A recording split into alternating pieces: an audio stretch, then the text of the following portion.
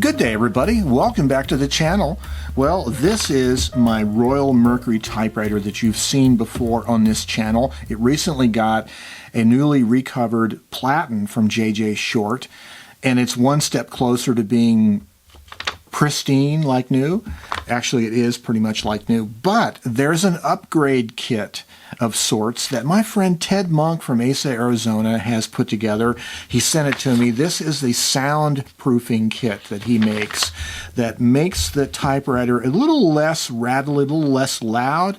Some felt dampening pads that we put into the typewriter, and I thought it would be kind of fun to take this kit, put it into the typewriter, and let's see how it compares before and afterwards, shall we? Stay tuned. They made these typewriters at various price points, and because of that, there are things that we can do now to these typewriters to make them a little bit better than when they were brand new. And this is one of these things that Ted figured out. These didn't come with a whole lot of sound insulation, but there's room for sound insulation. Well, first of all, we have this piece of felt that goes on the bottom, inside the bottom of the machine. And it's this sort of 2 millimeters, maybe 3 millimeter thick felt, right? Nice. We have the same type of felt. This goes inside the ribbon cover, right? Very cool. Then we have these nice thick foam pieces that go on the side panels, inside the side panels to make it sound dampened. And then we have a nifty little envelope here. Ted always has very cool stuff he sends. Let's see, what do we got? Well, starting off with, of course, we have the signature Ted Munk sticker, which we always love. And we have a letter, typewritten letter, on some nice, looks like drafting vellum almost, with the signature Ted Munk stamp, which I really like, or his chop, printing chop. Then we have, this is a Star Wars little collector card, and these look like stickers. They look like you peel off these stickers. They're Star Wars stickers, I guess, is what they are. Well, that's kind of cool. And then we have this little bag of rubber goodies. The two bigger ones are the grommets for the support posts to keep the ribbon cover in place. And I've already replaced the ones on mine, so we may not need those. And I think these might be for the space bar support. So they're the bumpers for the space bar, so it doesn't make so much noise when you're spacing. Now, I generally don't like to work directly on a hard surface if I'm going to be taking the typewriter apart. I like to pad it a little bit. And so, through the magic of video editing, we have a nice cushioned towel that I'm going to use to put this on, and we will take it apart. Okay, we'll take off the ribbon cover first. And I've already replaced those two grommets right here. The next thing I want to do is take off the body panels. Let's unlock the carriage. And to do that, you'll have two screws up here on either side. And then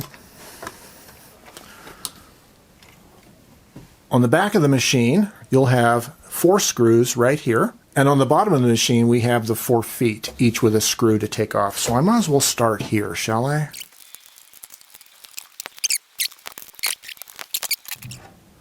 And this is the original black material that they had on the bottom as a soundproofing. It's almost paper thin. It almost feels like tar paper, kind of like. And I'm just going to put Ted's felt material over it.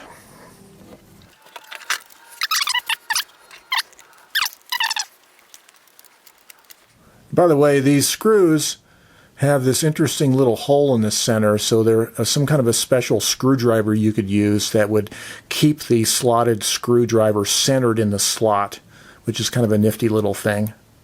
Okay, so these two side pieces should just pull off like that, and you can see that they also have that original thin papery tar paper-like coating on them. So this comes up with the question right now is, Am I going to glue these in, or am I just going to slip them in? And right now, I'm going to just slip them in. And I probably wouldn't glue them. I'll probably hot glue them, I should say, rather than rubber cement them. So Ted cut these really nicely from this packing foam. Fits right in there pretty nicely. Ted has been doing a lot of work recently, if you haven't been following his blog, about upgrading his typewriters and making them nicer to use, sound insulation, and make them a little bit quieter. Okay, here's the ribbon cover, and as you can see, this typewriter was so pristine that this looks brand new. There's no dirt or grease or grime. I can hardly see any even fingerprints on it from my hands here. Okay, this felt goes underneath these two brackets like that on each side, and then there's a little crease or a little bend that we want to fold into the foam. And I'm going to get my hot glue gun warmed up, and we can just tack these down. So I'm using a high temperature hot glue gun. I think these stick a little bit better than the normal kind, and they take a little bit longer to heat up, and also the glue takes a little longer to set up, but it sticks better, I think. And I'm using the Gorilla brand of hot glue sticks. These work really well also. I recommend the high temperature type of glue sticks. Well, okay, so I guess what I'm going to do is start up on the top here. I'm just going to put a few drops of glue, like 4 of them. You don't need a whole lot to hold the thing in place. You just don't want it falling down onto the guts of the machine. And if you have any extra like this, it'll peel off pretty easily. You could also use rubber cement, as I said earlier, but I happen to be out of rubber cement right now, so that's why I'm going to use hot glue gun. Hot glue, that is. And these little bales actually end up getting in the way sometimes, so fold it back here.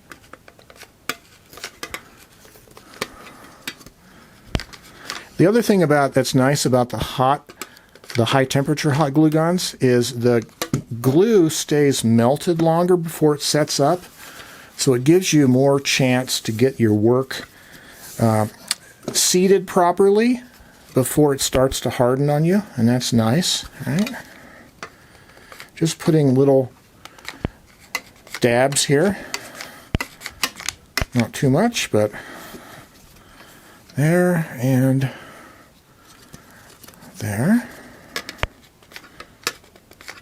It's also a lot less odors from using rubber cement. Is kind of stinky and it takes a while to set up. This is a lot quicker. Well, that's pretty quick there. Okay, so looking upside down at the space bar, there is one pad here on the space bar lever and one on each side, and they do feel quite hard. So I'm going to try replacing them. So we have to push this up a little bit and try to slide the old one off. And it looks like it's just very brittle. It just comes right off like that.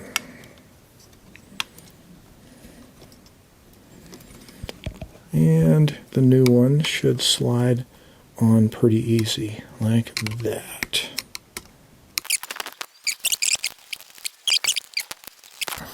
Okay, so when I first tested this, I noticed that I can't raise the bichrome setting up to the color, to the red setting easily, because the little levers that move here were being interfered with by the foam. And now that I have a little impression of the foam, I'm going to cut out a little slot in here with an X-Acto knife to give this linkage room to slide.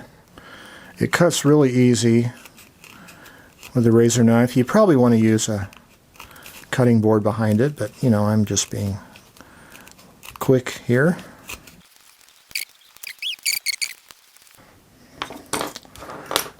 Okay. Now, if I can fit this back on, so just holding this where the screw would be, it looks like it now operates. Yay!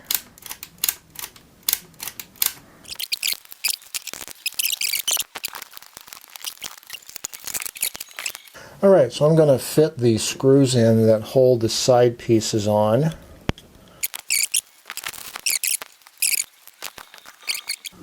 And we will get the left one put on here. And the same on the right side. You'll have to flex the side panel a little bit. Alright, so those two side panels are in. Okay, let's get the bottom panel set here. Get our piece of insulation centered. Then we'll try to center the machine onto the bottom panel.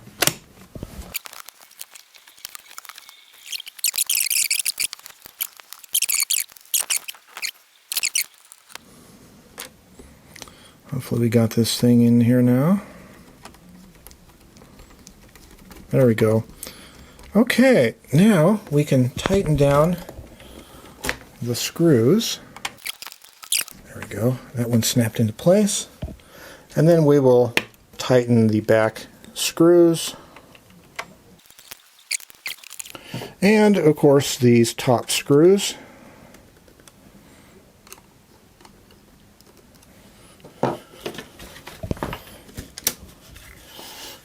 And the ribbon cover.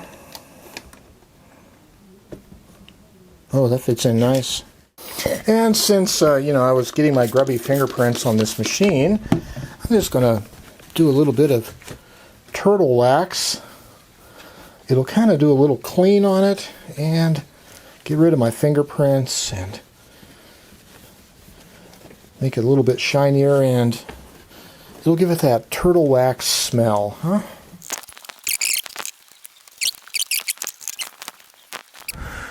Well, let's see what our impressions are of. Today is the 10th.